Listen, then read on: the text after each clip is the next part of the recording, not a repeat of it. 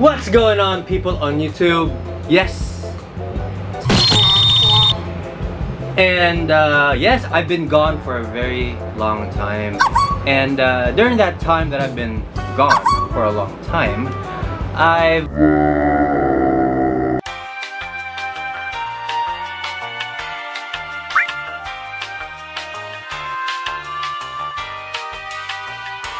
Two hours later. anyways, you know, it has given me a lot of time about my conclusion about the shoe that, you know, we're about to talk about. And you know what, let's just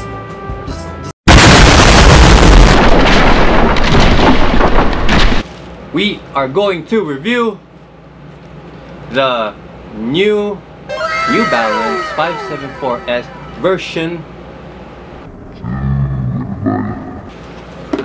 So let me get rid of this box.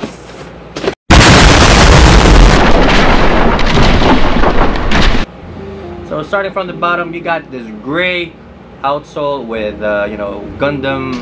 For me, I call it the Gundam outsole pattern. I don't know how best to describe it, but right there, you guys see it? It looks pretty cool. Gundam outsole, kind of like whatever. And then moving on up to the midsole, we have, in my opinion, the best part of the shoe, which is the fresh foam midsole. And yeah, there you go, guys. That fresh foam midsole with hints of yellow paint at the back, and over here at the side you also have that yellow hint right there for, you know, aesthetic reasons. And then right here at the medial part of the shoe, which is also still part of the midsole, it's actually painted in this glossy navy blue paint. And the whole entire midsole, rather the whole entire fresh foam midsole, is actually patterned in this eyeball kind of pattern.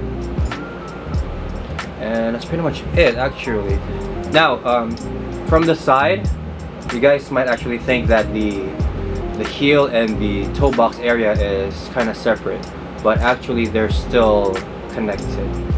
It's just that New Balance thought of putting up that groove right there in the middle, which is, I think, in my opinion, looks pretty damn cool. And I think it was a really great idea that they put that little groove right there in the middle. I will tell you in a later why so, okay, because we're gonna get to that comfort side of things. And then now moving up on the upper, basically it is just a whole entire, you know, booty type shoe that is, you know, reinforced with other materials. Like you got the suede around here at the mud guard, and then you also have the, I think you have the tumbled leather right here at the lateral and the medial side of the shoe. And then around the heel area you have this, I believe is some kind of nubuck material. And you also have this TPU plastic that goes around the heel and around your ankle area. And of course you have your New Balance logo right there. It's actually 3M. There's throughout this whole shoe, there's actual hints, there's a lot of hints of 3M. You got the 3M hints obviously on the New Balance logo. And then around the toe area you have it right here at the front of the toe area, and then you also have it right here at the side, or rather the lateral side of the toe box. And at the heel, which is this little triangle right here, is the another hint of the 3M. And of course your eyelets, which is just your basic eyelets. Wait a minute, what am I talking about? Eyelets. Of course, moving on up to the laces, you got your, you know, basic white laces that came with it. It did not have an extra lace, you know, to go with it, but you know, still looks pretty cool. white is the the way to go with these shoes. And at the tip of the shoelaces, which is the aglets, at the aglets you can see the New Balance logo. And like I said before, it is a booty type construction, so it doesn't really have a tongue. But on the tip of the, what do you call this? I still call this a tongue, but on the tip of the tongue, you have the New Balance logo and the 574 number.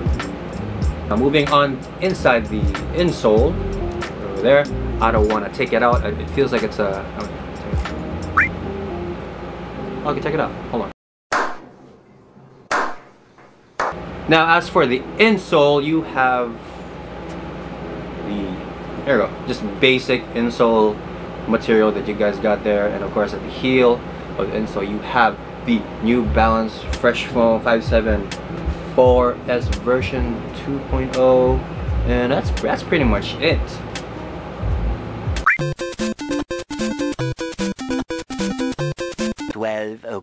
Midnight. Also, before I forget, there is a 574S tab right here, just around the ankle and heel area. Just have a the 574 tab. Now as for sizing, I went with my true to size, which is a size 9, and it definitely fits perfect. I don't have any pains at all around the heel area or the toe box area, because the toe box is it's pretty wide in my opinion. I mean I got narrow feet, so it's not really a big problem for me, but there was a lot of room in the toe box area and my feet did not hurt or feel any kind of snugness throughout the whole time that I've been wearing the shoe. Alright, so here it is. This is the in my opinion the most important part about this whole review is about the comfort of these shoes. Now I'm gonna bring in another shoe. Let me just bring it out, okay? Alright, so here it is. It's the, y'all know what this shoe is. It is the most comfortable shoe that I know that I have ever worn thus far. But here's the thing though, there's a reason why I brought this out. It was a hard choice between these two, but I gotta say it, man. I gotta say it, but the New Balance and the Ultra Boost, when it comes to comfort, these two shoes are actually on the same playing field. That's just me. It might be different, for other people, but to me,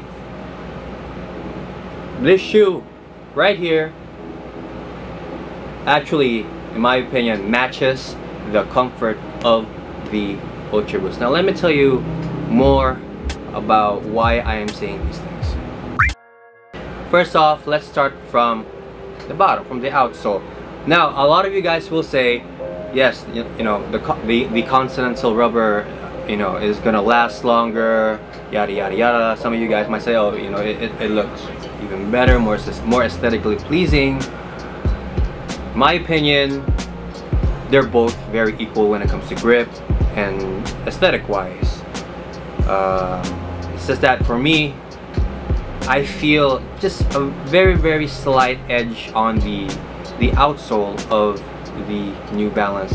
I just feel like whenever I'm walking on these shoes right here, that I feel like I have more grip at the outsole compared to the Ultra Boost. Now as for the upper on both of these shoes, some of you guys will definitely prefer the Prime Knit over the materials that are used over the New Balance. But to me, like I said again, they're both pretty much even on the upper, because I like both the Prime Knit and I also like the layering of materials on the New Balance, because when you look at the New Balance, in my opinion, it does not look cheap. even though between these shoes, the New Balance is the more cheaper shoe compared to the Adidas, okay? But for its price, and when you look at it, it doesn't look so cheap because of, you know, like I said, the materials that are used on the New Balance. Now, as for aesthetics, once again, in my opinion, they are very equal in this playing field, because like I said, I like the layerings of the New Balance. I just like, you know, multiple materials on the shoe that, you know, you can actually feel, and overall, you know, to me, that's just my taste in shoes. As for the Ultra Boost, we all know that it's a whole entire prime knit, and then you also have the, you know, the heel cup and the, like, you know, the basic cage that you see on the Ultra Boost. That's pretty much it. So aesthetically, you know, whether you wear like pants, jeans, you wear jogger pants, both, in my opinion, looks pretty good, whichever one you wear. It's just a matter of preference, but to me, equally, these two match up fairly well with each other when it comes to aesthetics. Now, as for their pricing, the Ultra Boost here in the Philippines, right now, they retail for around 8,900 pesos. Now that's retail Ultra Boost. As for the New Balance, it only retails for around 6,500 pesos. So there you go, guys. Same comfort level, you know, aesthetics can be subjective.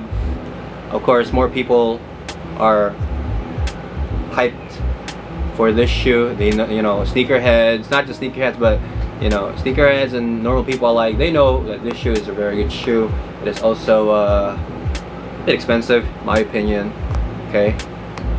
Versus this shoe, where I think it's flying under the radar for most sneakerheads, because, you know, I believe that here in the Philippines, the sneakerheads here are, you know, so into the hype stuff, like, you know what I mean, right? But in my opinion, this shoe right here is definitely under the radar, and comfort-wise, between 9,000, or rather, you know, 8,900 peso shoe versus a 6,500 peso shoe, but you get the same comfort. In my opinion, even though it's not Primeknit, in my opinion, it's still very good materials on this shoe.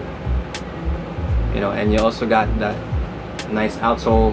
You got the Continental. You got the Continental on the Adidas. You got probably just plain rubber on the, you know,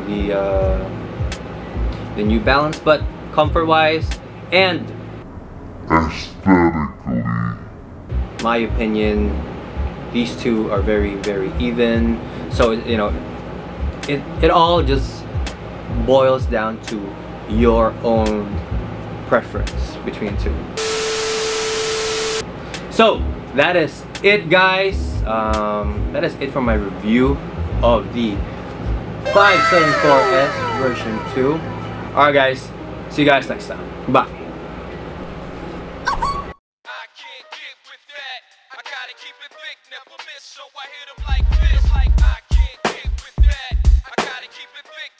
So I hit 'em like this, like this, like this.